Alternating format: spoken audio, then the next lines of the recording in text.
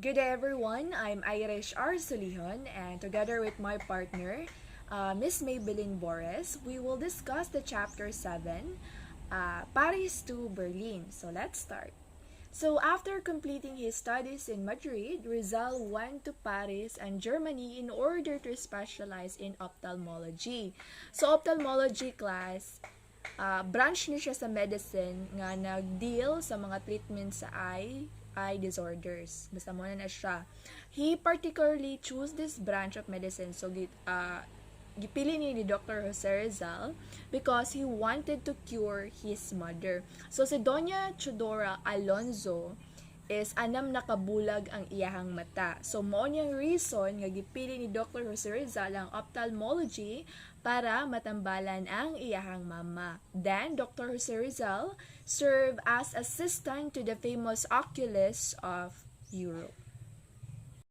Next, in Berlin, capital of then unified Germany, he met and befriended several top German scientists like sila Dr. Fyodor Jagor, Dr. Adolf B. Mayer, Dr. Hans Mayer, and Dr. Rudolf Virchow. And his merits as a scientist were recognized by the eminent scientists of Europe. So, in Gay Paris, 1885 to 1886, shortly after terminating his studies at Central University of Madrid, Rizal went to Paris in order to acquire more knowledge in ophthalmology. So, at the age of 24, si Dr. Jose Rizal is physician na siya. Pero, gusto pa niya mo adto sa Paris para maka-acquire siya og more knowledge about ophthalmology. And then, he stopped at Barcelona to visit his friend named Maximo Viola, a medical student and a member of a rich family of San Miguel, Bulacan. So he stayed for a week, during which time he befriended Senor Eusebio Coromenes, editor of the newspaper La Publicidad, and made a crying sketch for Don Miguel Moraita, owner of La Publicidad and a statesman. In November 1885, he was living in Paris. Dr. Louis D. Wickert, 1852 to 1906, leading French ophthalmologist, where Rizal worked as an assistant for a few months. So, January 1, 1886, Rizal wrote a letter for his mother to reveal that he was rapidly improve his knowledge in ophthalmology. So, Rizal relaxed by visiting his friends such as the family of Pardo de Taveras, Trinidad, Felix, and Paz, Juan Luna, and Felix Resurrection Hidalgo, and Juan Luna, the great master of brush. So Rizal helped him by posing as a model in several paintings, such as the Death of Cleopatra. So Rizal posed as an Egyptian priest. Second one is the Blood Compact. Rizal posed as Sikatuna, I mean.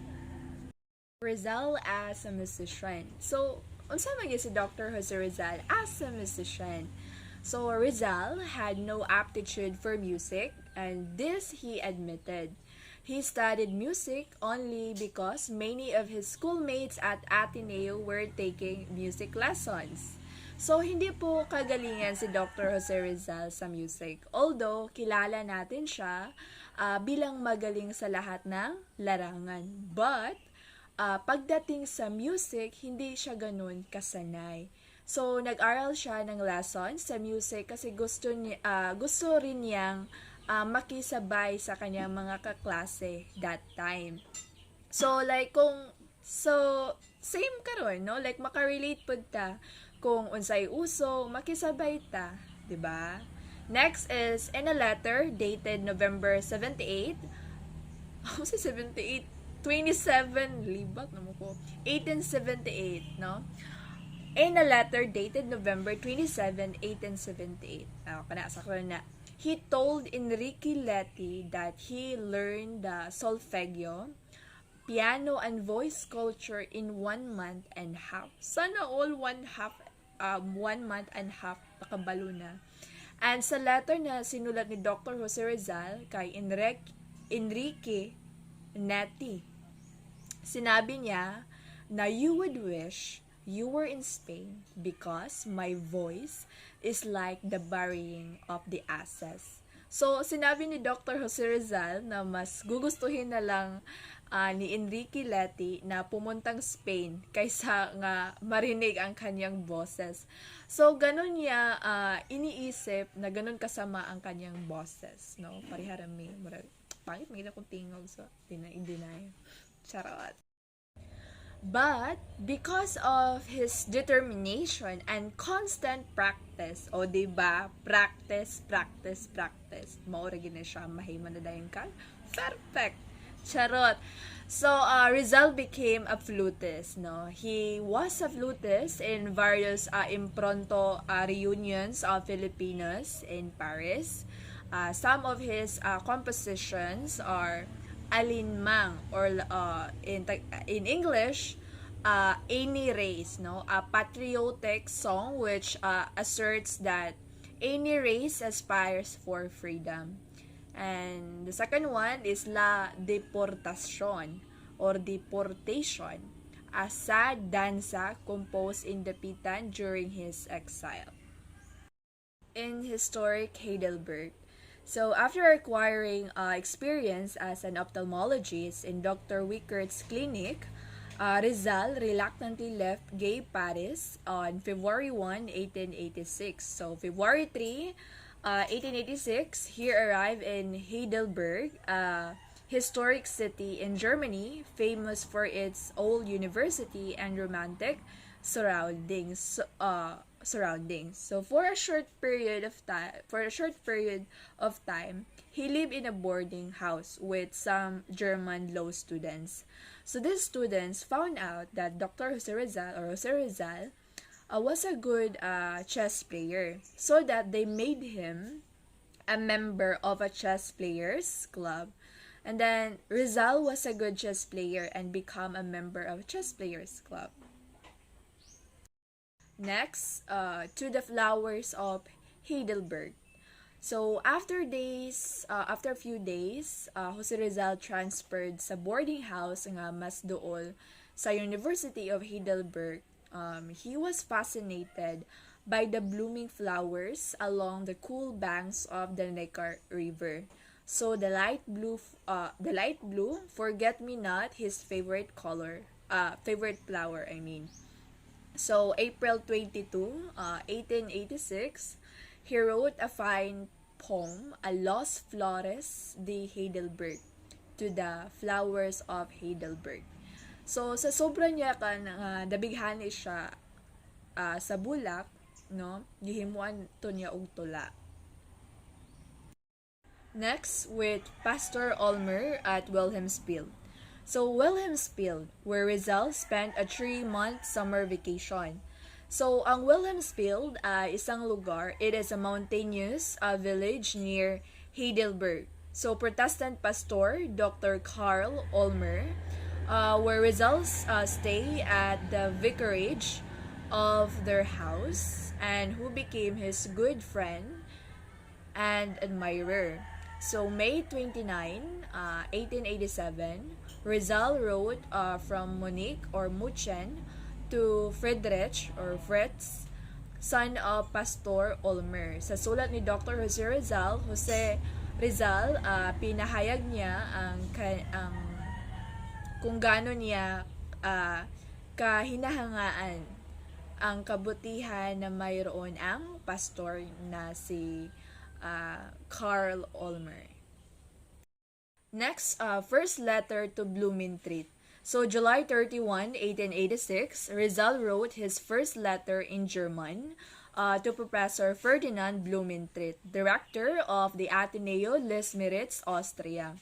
So, the book was entitled Arithmetica or Arithmetic and was published into 2 languages, Spanish and Tagalog. So Rizal's letter from Heidelberg impressed Blumentritt, who reciprocated by sending Rizal a gift of two books. It marked the beginning of their long and frequent correspondence, also of their friendship that lasted all their lives. So Blumentritt, the Austrian, became the best friend of Rizal, the Filipino. Fifth centenary of Heidelberg University. So Rizal was fortunate to be sojourning in Heidelberg when the famous University of Heidelberg held its fifth centenary on August 6, 1886. So it was 3 days before his departure. And he was sad because he had come to love the beautiful city and its hospitable people. Hello everyone, I am Maybelline Ibarres, your second assigned reporter. In today's video, I will be discussing to you, I will be giving to you the bits and pieces of information of Chapter 7, Paris to Berlin, on Rizal's life, works, and writings as continuation of what Miss Iris Arsolihan had discussed on her previous video presentation. Now, I believe it was highlighted on my partner's video presentation, the upholding of the fifth centenary celebration of the University of Heidelberg. Now, when we say centenary, it would talk about the 100th anniversary of a certain event. So, probably, the foundation that was talking about the foundation of the university, or what, or should we say the 100th anniversary after the foundation of the university. And Jose Rizal was lucky for um, being able to witness the sad significant event of the university.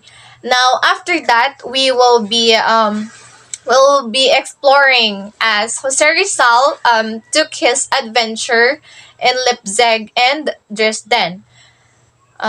Noting um, last August 6, 1886 was the date when the centenary celebration took place. So 3 days after the centenary celebration, Jose Rizal left the city and then arrived in Leipzig on the 14th day of August on the same year. So upon traveling to Leipzig, he rode on a train and then he visited the various cities in Germany. So, at this present situation, Leipzig is, I believe, one of the most populous country or city in Germany. Now, in Leipzig, Rizal translated Schiller's William Tell from German to Tagalog, giving the benefit of the doubt that the Filipino or the citizens might have a deeper understanding or somewhat they might know the history of the champion of the Swiss independence. Jose Rizal also translated the fairy tales of Hans Christian Andersen into Tagalog in order for his nieces and his nephews to understand the story. Now, knowing the fact or finding out that living in Leipzig was the cheapest, he decided to stay there for almost 2.5 months. Now, during his stay there for almost 2.5 months, he even corrected some chapters of his second novel and performed his physical exercises in the city gymnasium. Now, we can say that Jose Rizal is not just inclined with knowledge, but he also is concerned with physically. Now, he performed exercises in the city gymnasium. Now, moving on, one fun fact is that since Jose Rizal is very known for being a polyglot polyglot, meaning he is very knowledgeable when talking about several languages. One fact is that he because of his knowledge of the several language, the Spanish knowledge, the language, the German languages, and other European languages, he worked as a proofreader in a publisher's firm. Thereby, he earned money for his own living. Now, moving on to the next slide. On the 29th day of October in the same year, 1886, Rizal left Leipzig for Dresden. And in Dresden city, there he met Dr. Mayer.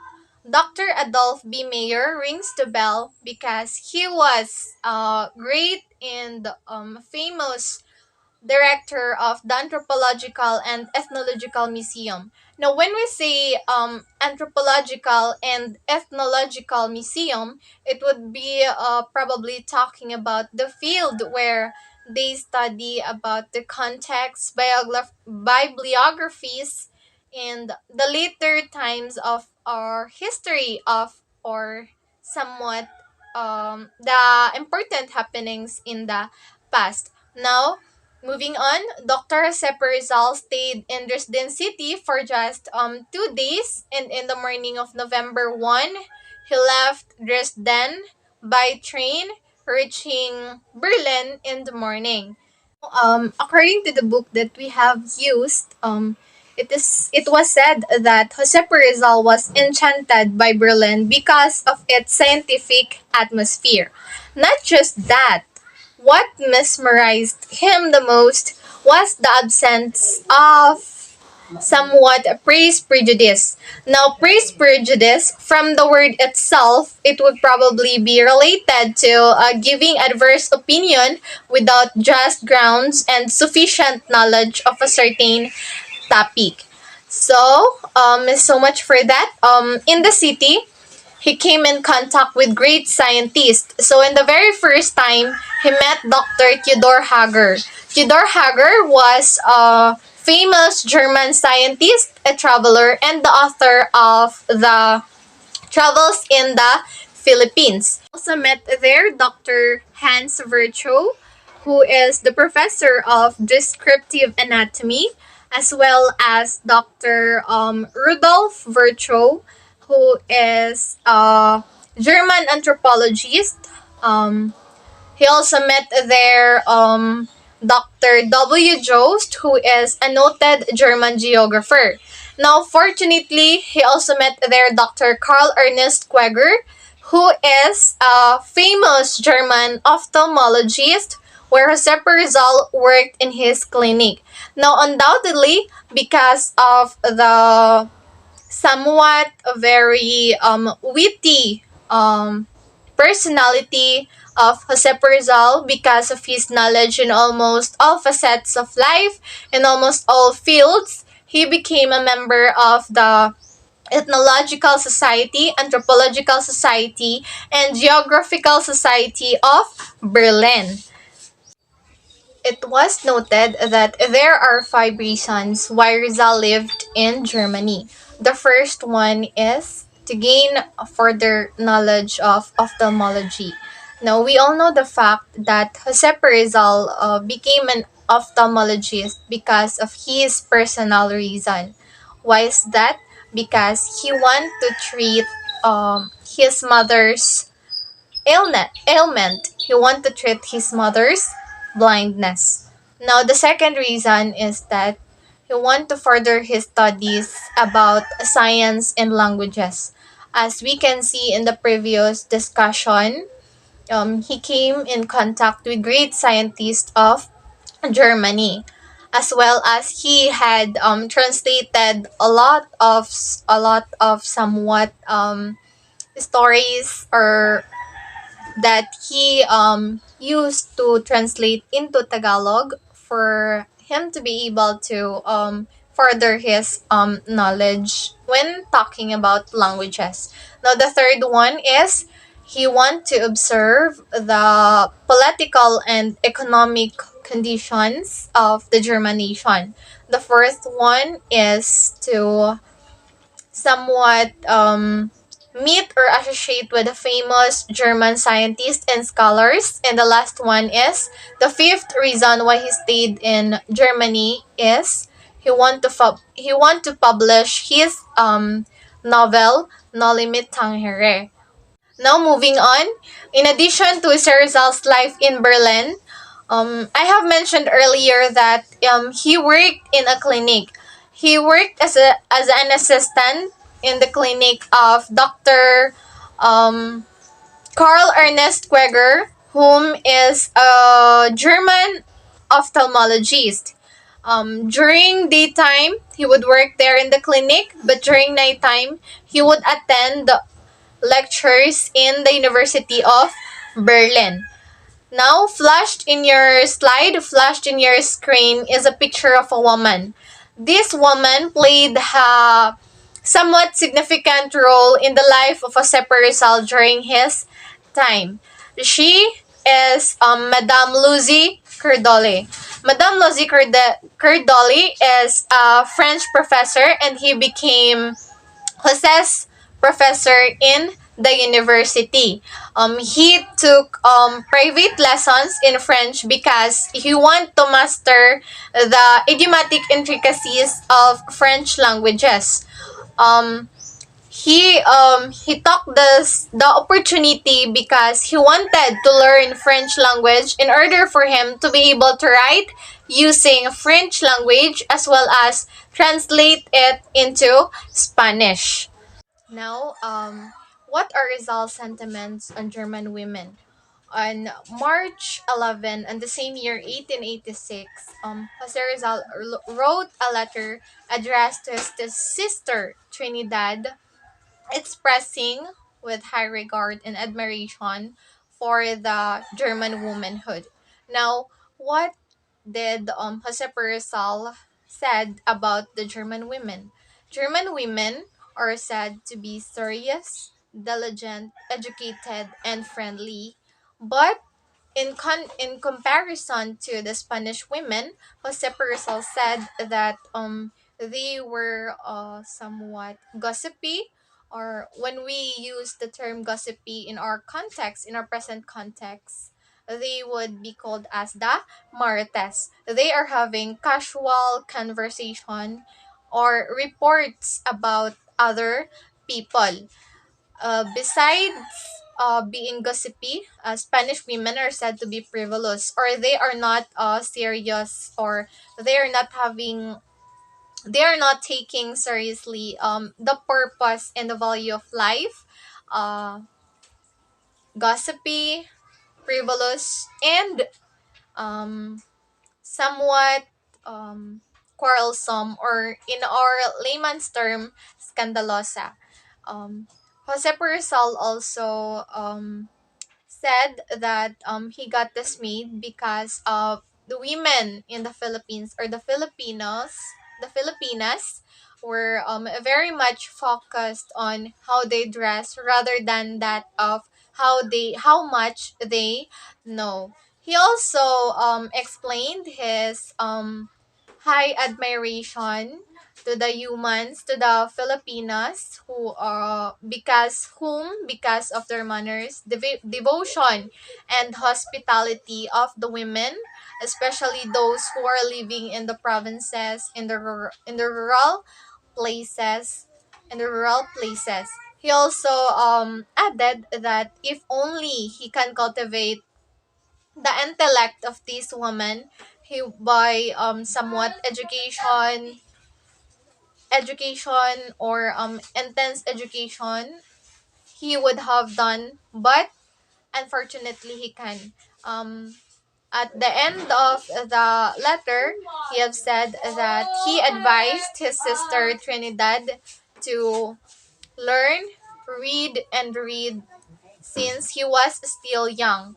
So we can say that the advice that Jose Rizal did give to his sister does not only apply to his sister, but it also could be applied on ourselves. That as we are still young, we should read, and learn in order to gain knowledge. We should focus on knowledge. We should focus on our substance rather than the format.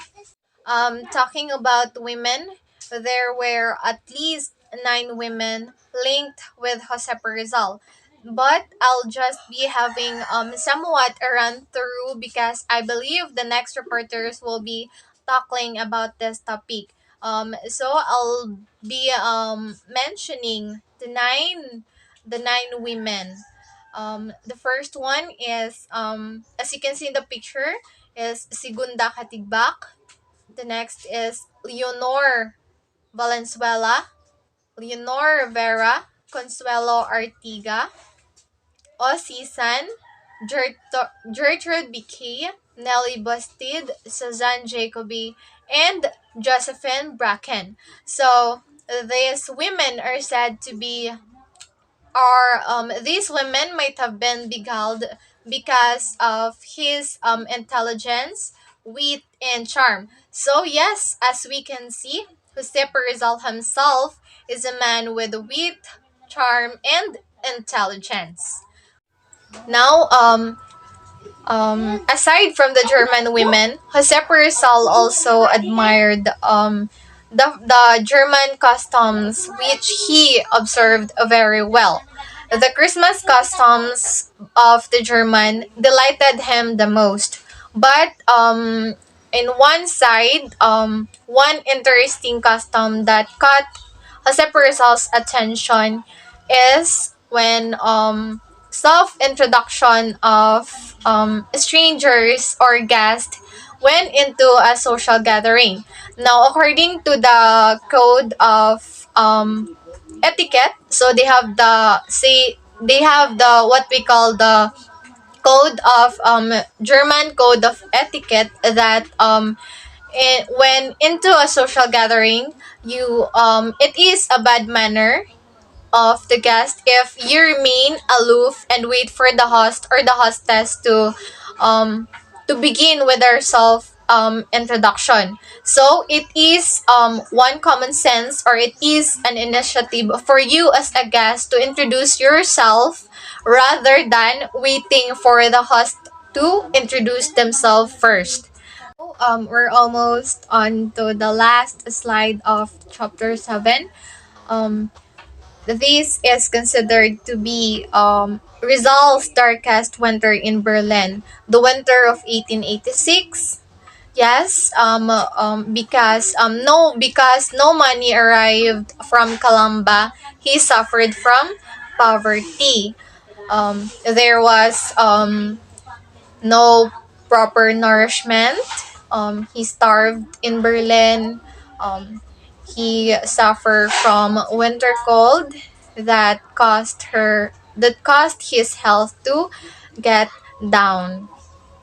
Yes, that was considered actually as the darkest winter of Josepa Rizal. The darkest winter of Josepa Rizal in Berlin. So I guess that ends my part. I hope you have learned something for today's discussion.